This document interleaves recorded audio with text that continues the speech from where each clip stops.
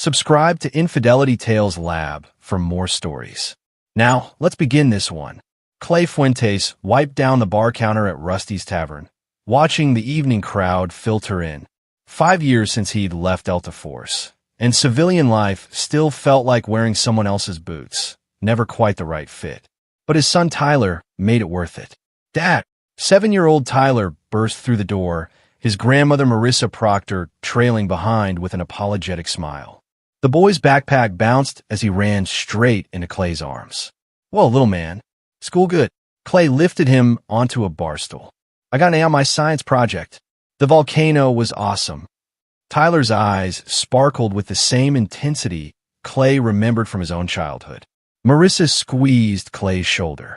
"He's brilliant, just like you were before you went and joined the military." She said it without judgment. She'd raised him alone after his father died in a factory accident, and she understood men who needed purpose.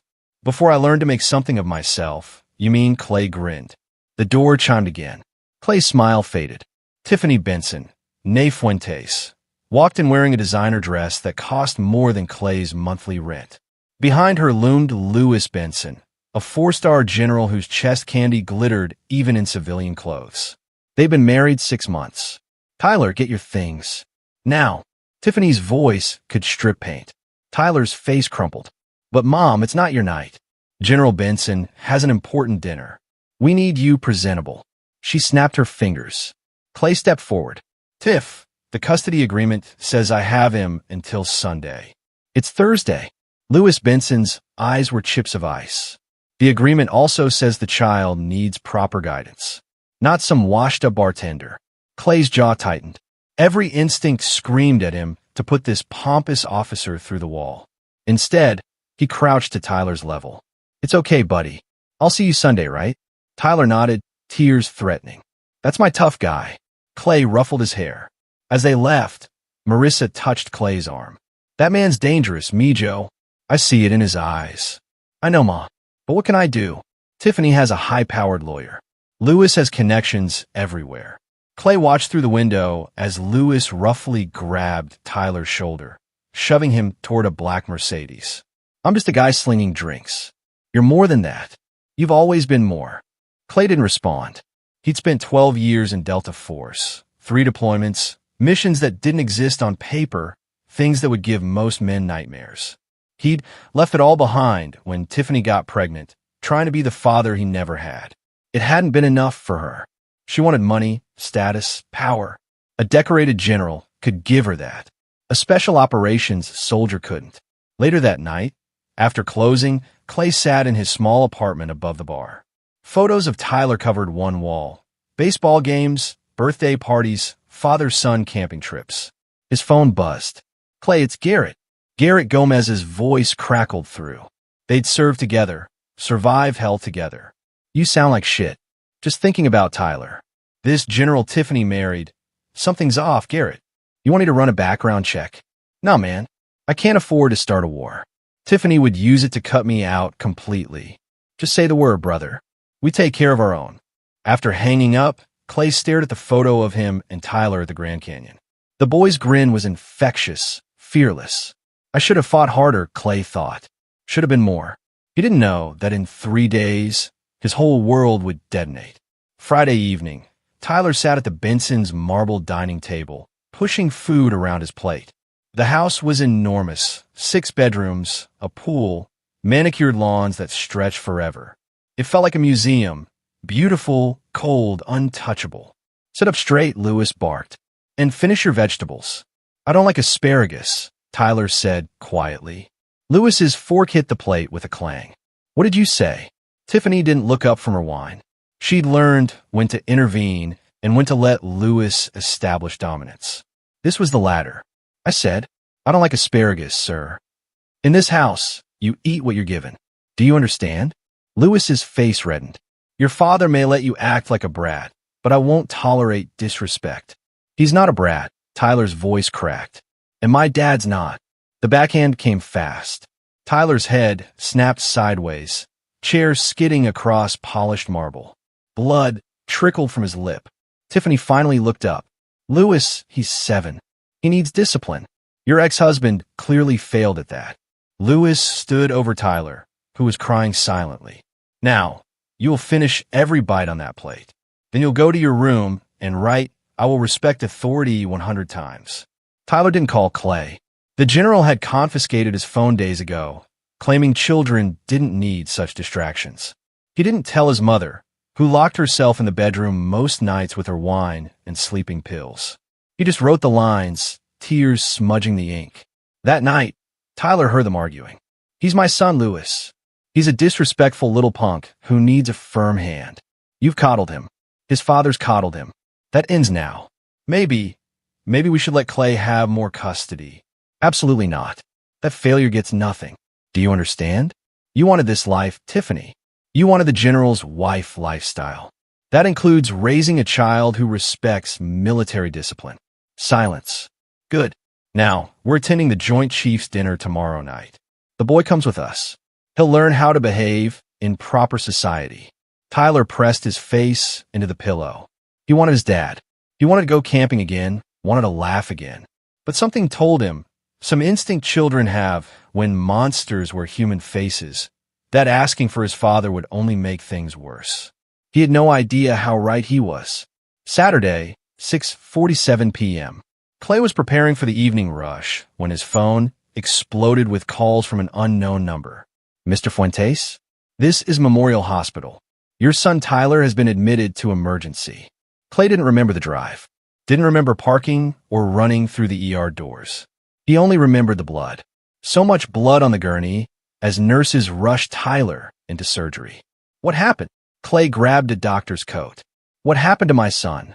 Dr. Heath Vasquez gently removed Clay's hand. "He has a severe skull fracture, internal bleeding, multiple contusions." "Sir, did he fall from a significant height?"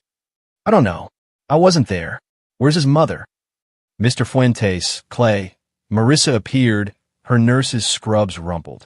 She worked at this hospital, had called him immediately. "There's something you need to know. The police report says he fell from a moving vehicle." Clay's world tilted. "What?"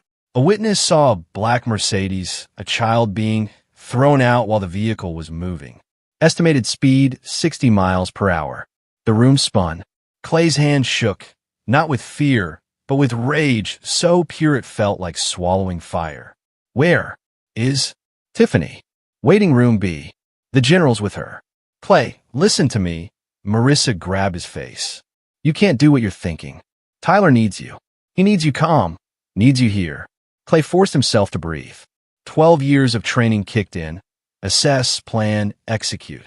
He walked to waiting room, be like a man approaching a target. Tiffany sat there, mascara smudged, dressed dirty. When she saw Clay, something flickered across her face. Guilt? Fear? It vanished quickly. "Clay, it was an accident." "Ow!" The word came out flat, dead. Lewis Benson stood. He wore his uniform, every metal catching fluorescent light. "Your son disrespected me during an important function. He threw a tantrum, tried to jump from the vehicle. I attempted to stop him, but..." "You're lying." "Excuse me." Lewis's eyes narrowed. "My son wouldn't jump from a moving car. Tyler's terrified of heights, of speed. He won't even ride roller coasters." Clay stepped closer. "So, I'll ask again, what happened?" Tiffany's laugh came out wrong, hysterical. "He's right, Lewis. Maybe we should tell the truth. The boy disrespected me." Lewis's voice cracked like a whip. He questioned my authority in front of senators, called me a bully, said his bartender father was worth 10 of me. His face purpled. I taught him a lesson about respect. I opened the door and gave him a choice: apologize or get out. He didn't apologize. The room fell silent. "You threw him," Clay whispered. "You threw my 7-year-old son from a car going 60 miles an hour. I taught him consequences." Lewis showed no remorse. "Something you clearly failed to do." Clay reached for his phone. Lewis's hand shot out, crushing the device. Plastic and glass rained onto linoleum. "You're calling nobody," Lewis said, blocking the doorway. His bulk filled the frame. "No police, no lawyers. You're a nobody, Fuentes. I'm a 4-star general with 30 years of service. Who do you think they'll believe? Some washed-up ex-soldier slinging beers, or me?" Tiffany stood. Lewis, maybe we should. Shut up. He didn't even look at her. Your son will recover, or he won't. Either way, you'll keep your mouth shut if you want any custody at all. Because I promise you, I will end you. I'll have you declared unfit. I'll make sure you never see that brat again. Clay smiled. It wasn't a friendly smile. It was the smile a predator gives before it strikes. Lewis noticed the change in Clay's expression, the way the air itself seemed to thicken. Did I say something amusing? Lewis's voice faltered slightly. Clay rolled up his left sleeve slowly, deliberately. The tattoo stood out stark against his forearm, a skull and crossbow over the number 1776, with the words "Die Oppresso Liber." Lewis Benson's face went white. You recognize that, don't you, General? Clay's voice was soft, almost gentle. Delta Force. 1st Special Forces Operational Detachment Delta. 12 years of service. 3 tours you'll never read about in any report. Missions that would make your desk jockey career look like kindergarten. Lewis started shaking. Actually shaking. Because he did recognize it. Every general knew about Delta. The operators who moved in shadows, who could make people disappear, who answered to no one except their own code. I suggest, Clay continued, you step away from that door. Then you're going to walk to the nurse's station and you're going to confess everything to the police. Because the alternative, his smile widened. The alternative is that I call some friends. Men who don't care about your medals or your rank. Men who know how to make problems vanish. You're threatening a 4-star general. Lewis tried to rally. That's not a threat, a guarantee. Clay pulled out his wallet, dropped something on the table. It was a card, blank except for a phone number written in black ink. That's Garrett Gomez, Delta Force. He and 19 other brothers are waiting for my call. Want to know what happens when you mess with a Delta operator's family, General? Lewis looked at Tiffany, then back at Clay. His military bearing had crumbled. He'd spent his career pushing papers, collecting medals for bureaucratic victories. Clay had spent his collecting skills that could end lives. Tiffany, Lewis said quietly. We should go. No. Tiffany's voice was small. Lewis, what did we do? We did nothing. I taught a brat a lesson. If he dies, he dies. But Lewis was already backing toward the door. Clay caught his arm. The grip looked casual, but Lewis gasped, pressure points expertly applied. My son better live, Clay whispered. Because if he doesn't, your rank won't save you. Your connections won't save you. There's no place on this earth I can't reach. He released Lewis. Now get out of my sight before I forget there are witnesses. They fled. Clay sank into a chair, adrenaline crashing. Marissa appeared with a paper cup of water. That was impressive, Mijo. Terrifying, but impressive. I meant every word. I know you did. She sat beside him. But you can't kill a 4-star general. Even Delta Force can't make that disappear. Clay stared at the card he dropped. I'm not going to kill him, Ma. I'm going to do something much worse. What? I'm going to destroy everything he cares about. His reputation, his career, his freedom. And when I'm done, he'll wish I'd killed him instead. Outside, a nurse approached with an update on Tyler's condition. Inside Clay's mind, a different operation was already beginning. The general had made a fatal mistake. He'd declared war on a man who'd spent 12 years learning how to win them. Tyler survived surgery. Barely. Clay spent 72 hours at his bedside while his son drifted in a medically induced coma. The skull fracture had been repaired, the bleeding stopped, but the doctors were cautious. Brain injuries are unpredictable, Dr. Vasquez explained. We won't know the full extent of damage until he wakes up. If he wakes up, Clay heard in the silence. On the 4th day, Tyler's eyes fluttered open. Dad, Clay gripped his small hand. Hey, buddy, I'm here. My head hurts. I know, but you're safe now. I promise, you're safe. Marissa brought clothes, food, kept Clay functional. She also brought something else, a visitor. Garrett Gomez walked into the hospital room wearing jeans and a leather jacket, but his posture screamed military. He took one look at Tyler, bandages wrapping his skull, machines beeping steadily, and his jaw clenched. Outside, he said. In the hallway, Garrett's easygoing demeanor evaporated. Tell me everything. Clay did. Every detail of that night. Lewis's confession, Tiffany's complicity. Jesus Christ. Garrett paced. A four-star general threw a 7-year-old from a moving vehicle and admitted it in front of my mother. She's a witness, but Clay rubbed his face. Tiffany recanted her statement to police. Said it was an accident, that Tyler opened the door himself. Lewis claims the same. It's their word against mine, and Lewis has half the military justice system in his pocket. We could make him disappear. I've got 3 guys in town who owe me favors. No. Clay's voice was firm. That's not how this ends. I want him destroyed publicly. I want everyone to know what he did. I want his medal stripped, his pension gone, his name mud. Garrett studied him. That's not the Clay I served with. You were always surgical, quick, quiet, decisive. That was before they touched my son. Fair enough. Garrett pulled out a tablet. So let's start digging. Lewis Benson, 4-star general. Surface level, he's pristine. Commendations, Pentagon assignments, advisor to 3 presidents. But nobody's that clean, brother. Nobody. Over the next week, while Tyler slowly healed, Clay and Garrett built a case. They brought in others. Dusty Kahn, a former intelligence analyst who now ran a private investigation firm. Mark Tanner, who specialized in financial forensics. Theodore Wheeler, a military lawyer with an axe to grind against corrupt officers. What they found made Clay's blood boil for different reasons. Lewis Benson isn't just an abusive piece of shit, Dusty said during a meeting in Clay's apartment. He's a systematic one. I found 3 other families, enlisted men, who filed complaints about his treatment of their kids at base functions. All complaints disappeared. Mark added, his finances are interesting too. He's been receiving payments from a defense contractor, Orion Strategic Solutions. 6 figures annually, laundered through his wife's consulting business. Consulting for what? She doesn't have any relevant experience. So he's on the take, Theodore mused. Steering contracts to Orion in exchange for kickbacks. That's a court-martial offense, potentially prison time. But we need proof, Clay said. Solid, incontrovertible proof. I can get it, Dusty grinned. Give me 2 weeks and access to his computers. Lewis is old school. He probably uses the same password for everything. How do you get access? Leave that to me. Meanwhile, Tiffany tried to visit Tyler. Clay blocked her at the door. Please, she begged. He's my son, too. You laughed.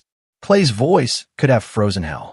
When your husband threw our child from a car, you laughed. Tyler told the police that. He remembered that sound. I was in shock. You chose a monster over your own son. Now live with it. He closed the door in her face. But Tiffany's visit gave him an idea. 10 days after the incident, Tiffany received a call from an unknown number. Mrs. Benson? This is Camille Montoya from the Pentagon Inspector General's office. We're investigating irregularities in defense contract awards. Your consulting firm has been flagged. We'd like to ask you some questions. Tiffany's hand trembled. I don't know what you're talking about. Ma'am, this is a courtesy call. You can speak with us voluntarily, or we can issue a subpoena. Your choice. I need to talk to my husband. Of course. We'll be in touch. The woman hung up. Tiffany stared at the phone, panic rising. Lewis had promised his arrangement with Orion was bulletproof. But if the IG was investigating, she called Lewis immediately. We have a problem. At the Pentagon, Lewis Benson sat in his mahogany-lined office, listening to his wife spiral into hysteria. Calm down. Nobody's investigating anything. Someone's trying to rattle us. How do you know? Because I'm the Pentagon, Tiffany. If the IG was investigating, I'd know before they made any calls. But doubt had been planted. That night, Lewis received his own message, an email from an encrypted address containing photos. Photos of him meeting with Orion executives. Photos of cash-stuffed envelopes. Photos of documents he'd provided, classified bid information for upcoming contracts. The email was simple. Resign quietly, or these go public. You have 48 hours. Lewis didn't resign. Instead, he called his security team, his lawyers, his contacts at military intelligence. Find out who sent these. I want names, addresses, everything. What he didn't know, every call he made was being monitored by Dusty Kahn, who'd hacked Lewis's phone weeks ago. Every contact Lewis reached out to was quietly being fed false information by Clay's expanding network. Delta Force operators don't work alone. They build teams, leverage assets, manipulate environments. Clay was doing exactly that. He's spiraling, Garrett reported. Making mistakes, getting paranoid. Good. Not good enough, Clay said. They sat in Tyler's hospital room. The boy was sleeping peacefully, finally off the heavy painkillers. I want a broken, not just nervous. What are you thinking? Clay pulled out a file. Lewis has a son from his first marriage. Damian Benson, age 19, military academy. Clean record, good kid by all accounts. Lewis barely acknowledges him. Too busy with his career. So Lewis cares about his reputation above all else. What if his son became a liability? Garrett's eyes widened. Clay, we're not targeting a kid. Not targeting. Protecting. Clay opened the file, showing messages Dusty had recovered. Damian knows about his father's arrangement with Orion. He's been blackmailing Lewis for tuition money, threatening to expose everything. Lewis has been paying him off. Jesus, the kid's extorting his own father. No, but that's what it's going to look like when I'm done. Over the next 3 days, Clay orchestrated a masterpiece. Using Damian's legitimate grievances about his absent father, Clay, through anonymous intermediaries, approached the young man with an offer. Testimony against Lewis in exchange for immunity and a full scholarship. Damian, bitter about years of neglect, agreed. Simultaneously, Dusty leaked the Orion photos to a journalist named Wilfred Hunter, a military affairs reporter known for breaking corruption stories. Wilfred verified the images, cross-referenced dates, confirmed meetings. The story would publish in 72 hours. But Clay wasn't done. Lewis Benson's world began collapsing in stages. First, the Joint Chiefs received an anonymous package containing financial records showing his Orion payments. An investigation was opened quietly. Second, 3 families, those whose children Lewis had abused, suddenly found legal representation courtesy of Theodore Wheeler. They filed civil suits simultaneously. Third, Damian Benson's testimony was leaked to military prosecutors, complete with evidence of Lewis's blackmail payments being reframed as hush money. But the killing blow came from an unexpected angle. Clay, you need to see this, Marissa said, bursting into the hospital room. She held a tablet showing a news alert. 4-star General Lewis Benson under investigation for corruption, child abuse. Wilfred Hunter's article was devastating. It detailed everything. The Orion payments, the assault on Tyler, the pattern of abusing enlisted families' children, the intimidation tactics. Sources were anonymous but verifiable. Photos were damning. Within hours, the Pentagon issued a statement. General Benson was being placed on administrative leave pending investigation. Lewis called Clay 20 times. Clay ignored everyone. Finally, a text came through. You did this. You're a dead man. Clay smiled and texted back. Come try. I'll be at Rusty's Tavern tonight at 10 p.m. Alone. Garrett grabbed Clay's shoulder. Brother, that's suicide. He's desperate, That's why I'm counting on. Clay, trust me. I've got this. That night, Clay sat at his own bar, nursing a whiskey. The place was empty. He'd closed early, sent staff home. At 10:03 p.m., Lewis Benson walked through the door. He looked haggard. His uniform was gone, replaced by wrinkled slacks and a shirt. His hand shook. You destroyed me, Lewis said. My career, my reputation, my family. For what? Some brat who couldn't follow orders. Clay stood slowly. That brat is my son, and you threw him from a moving car. He disrespected me. He was 7 years old. He needed discipline. Lewis's voice cracked. You think I don't know what you are? Delta Force, Special Operations. You think you're better than me? You're not. I earned my rank. I serve my country. Behind a desk, pushing papers, collecting medals for PowerPoint presentations. Clay circled the bar. You never deployed, never saw real combat. You're a bureaucrat with ribbons. Lewis lunged. It was clumsy, desperate. Clay sidestepped, caught Lewis's arm, and using the man's own momentum, slammed him face first into the bar. Blood exploded from Lewis's nose. That's for Tyler, Clay said calmly. Lewis tried again, throwing a wild punch. Clay blocked, delivered a precise strike to the solar plexus. Lewis collapsed, wheezing. And that's for every child you abused. But Clay wasn't done. He pulled out his phone, started recording. Tell me what you did, General. Tell the camera. Fuck you. Clay pressed his boot against Lewis's hand. Not hard enough to break bones, but enough to promise it. Tell me. I threw the kid out. So what? He was disrespectful. I was teaching him. Click. The recording stopped. Clay sent it to Dusty, who'd have it to prosecutors within minutes. That's a confession. Voluntary, uncoerced. You just handed me everything I needed. Lewis started crying. Actually sobbing. My career is over. My pension's gone. My family won't even talk to me. What more do you want? I want you to understand something. Clay crouched down. You could have killed my son. You almost did. And you showed no remorse. So now you get to live with nothing. No career, no respect, no freedom. You'll be court-martialed, stripped of rank, and prosecuted for assault, corruption, and child endangerment. You'll spend years in Leavenworth, and every single inmate there will know you hurt a kid. You know what happens to people like you in military prison, General? Lewis's eyes widened with terror. Exactly. Clay stood. Police are on their way. You assaulted me in my bar. There are cameras everywhere. Self-defense is a beautiful thing. Sirens wailed in the distance. One more thing, Clay said. Tyler's awake. He's going to make a full recovery. He'll grow up knowing his father fought for him. What will your son remember about you? Lewis had no answer. 6 weeks later, United States versus General Lewis Benson began at Fort Myers Military Court. The courtroom was packed. Media, military brass, families of Lewis's victims. Everyone wanted to watch the four-star general fall. Theodore Wheeler served as the prosecutor. He was methodical, devastating.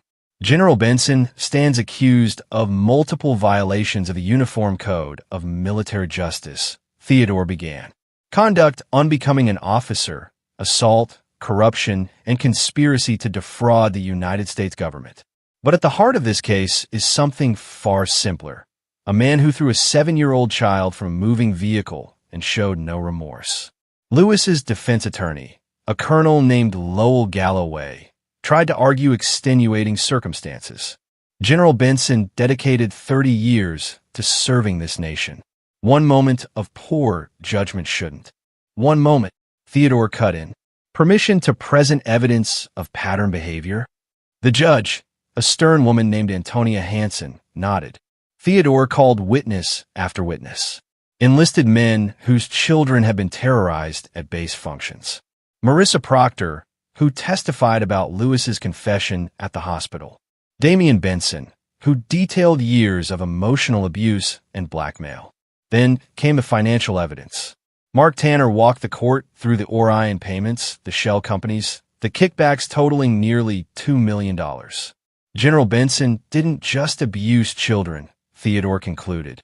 He betrayed his oath, corrupted the procurement process, and lined his pockets while good soldiers fought and died overseas. But the moment that sealed Lewis's fate came when Clay took the stand. He wore a simple suit, no military decorations. Theodore walked him through that night at the hospital, Lewis's confession, the threat. Mr. Fuentes, you serve in Delta Force for 12 years. Is that correct? Yes, sir. During that time, did you ever encounter officers like General Benson? Objection. Lowell jumped up. Relevance. I'll allow it, Judge Hansen said. Clay looked directly at Lewis. No, sir. I encountered officers who led from the front, who cared about their soldiers more than their careers, who understood that rank is a responsibility, not a weapon. He paused. General Benson represents everything we fought against. Abuse of power, corruption, cowardice. The courtroom erupted. Judge Hansen gavelled for order. Lewis's attorney cross-examined.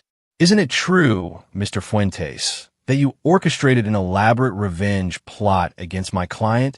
I gathered evidence. I made sure the truth came out. If that's revenge, then yes. You manipulated witnesses, leaked classified information, and used your military connections to destroy General Benson's career. I used the truth to expose a criminal. Clay's voice was steel. Your client threw my son from a car. He laughed about it. He threatened to make sure I never saw Tyler again. So yes, Colonel, I made damn sure he'd never hurt another child. The courtroom applauded. Judge Hanson didn't stop them. When deliberations ended, the verdict was unanimous, guilty on all counts. General Lewis Benson, this court finds you guilty of conduct unbecoming an officer, assault causing grievous bodily harm, conspiracy to defraud the United States, bribery, and multiple violations of military law. Judge Hanson's voice echoed through the courtroom. Before I pass sentence, does the defendant wish to make a statement? Lewis stood. He looked smaller now, diminished. I dedicated my life to serving this country. I made mistakes. I accept responsibility. The words sounded rehearsed, hollow. Judge Hanson wasn't impressed. You accept responsibility now, after being caught, after the evidence became overwhelming. But when Tyler Fuentes lay in a hospital bed with a cracked skull, you showed no remorse. When you threatened his father, you showed no conscience. When you collected bribes, you showed no honor. She leaned forward. This court hereby sentences you to 20 years in the United States disciplinary barracks at Fort Leavenworth. You're stripped of all rank, all decorations, and all military honors. Your pension is forfeited. You will be dishonorably discharged from the United States Army, effective immediately.